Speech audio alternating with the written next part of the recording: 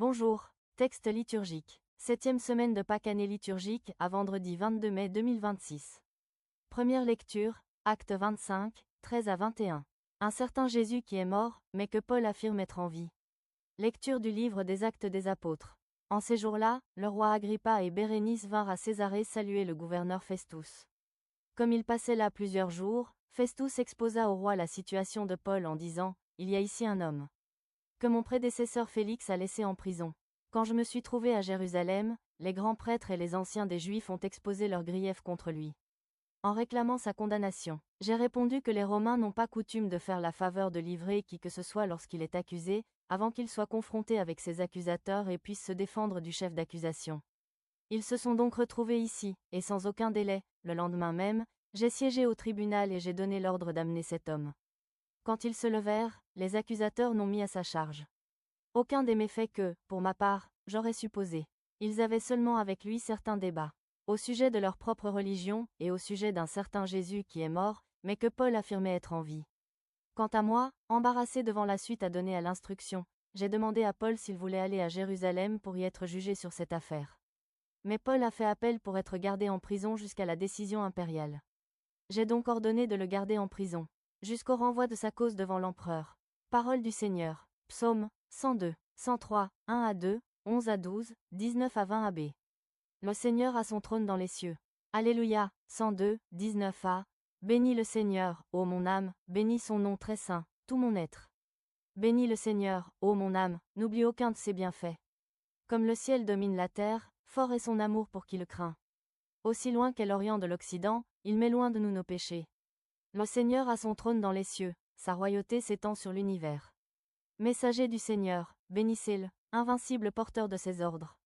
Acclamation, Jean 14, 26.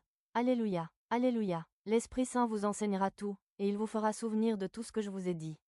Alléluia, Évangile, Jean 21, 15 à 19. Sois le berger de mes agneaux, sois le pasteur de mes brebis. Évangile de Jésus-Christ selon saint Jean. Jésus se manifesta encore aux disciples sur le bord de la mer de Tibériade. Quand ils eurent mangé, Jésus dit à Simon-Pierre, « Simon, fils de Jean, m'aimes-tu vraiment, plus que ceci ?» Il lui répond, « Oui, Seigneur, toi, tu le sais, je t'aime. » Jésus lui dit, « Sois le berger de mes agneaux. » Il lui dit une deuxième fois, « Simon, fils de Jean, m'aimes-tu vraiment ?»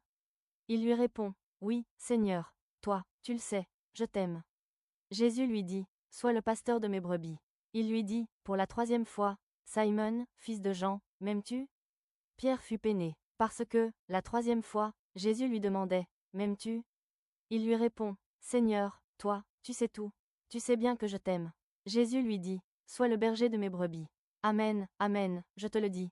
Quand tu étais jeune, tu mettais ta ceinture toi-même pour aller là où tu voulais. Quand tu seras vieux, tu étendras les mains, et c'est un autre qui te mettra ta ceinture, pour t'emmener là où tu ne voudrais pas aller. » Jésus disait cela pour signifier par quel genre de mort Pierre rendrait gloire à Dieu. Sur ces mots, il lui dit, « Suis-moi. » Acclamons la parole de Dieu. Méditation. L'évangile de ce jour nous présente un extrait de la première finale du 4e évangile. Il s'agit du merveilleux dialogue entre Jésus ressuscité et Simon-Pierre sur les bords du lac de Tibériade. Par 3 fois le Seigneur demande à Simon-Pierre, « Simon, fils de Jean, m'aimes-tu » Verset 15, et par 3 fois il lui répond de façon affirmative. Souvenons-nous qu'il y a quelques semaines, lors de la Passion, le même Pierre avait renié Jésus 3 fois. On s'attendrait donc à de vifs reproches ou à une punition méritée, mais Jésus veut redonner à Pierre la confiance en le ramenant à l'essentiel. M'aimes-tu ?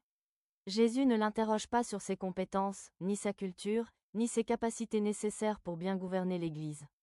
Pierre est interrogé sur l'amour.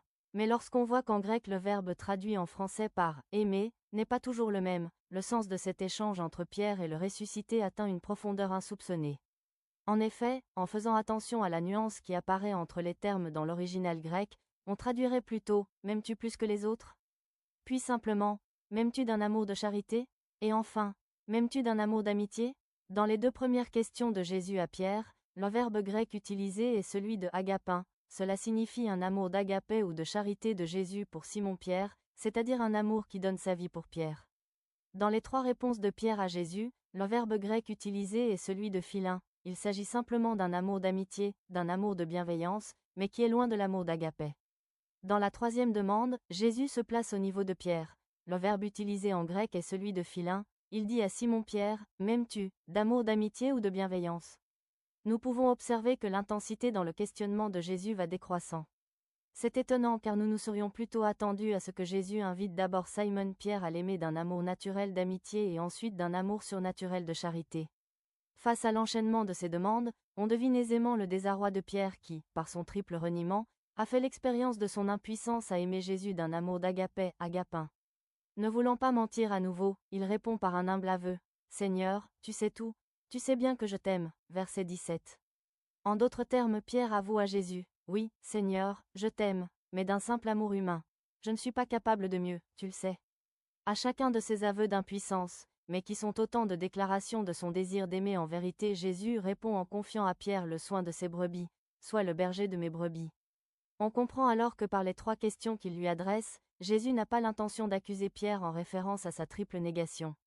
Jésus ne veut enfermer personne dans son péché mais au contraire l'en libérer.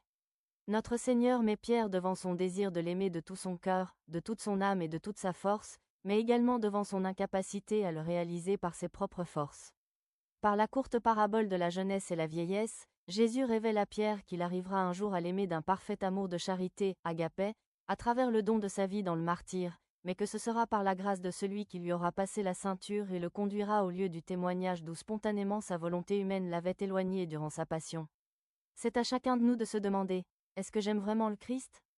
Est-ce que j'aime vraiment mes frères et sœurs? Mon amour est-il vrai? Prière. Jésus, aide-moi à te suivre et à t'aimer de tout mon cœur. Action. Pose quelques actes montrant que tu aimes Jésus. Bonne journée et excellent début de week-end sous la divine protection par l'intercession de la Sainte Vierge Marie.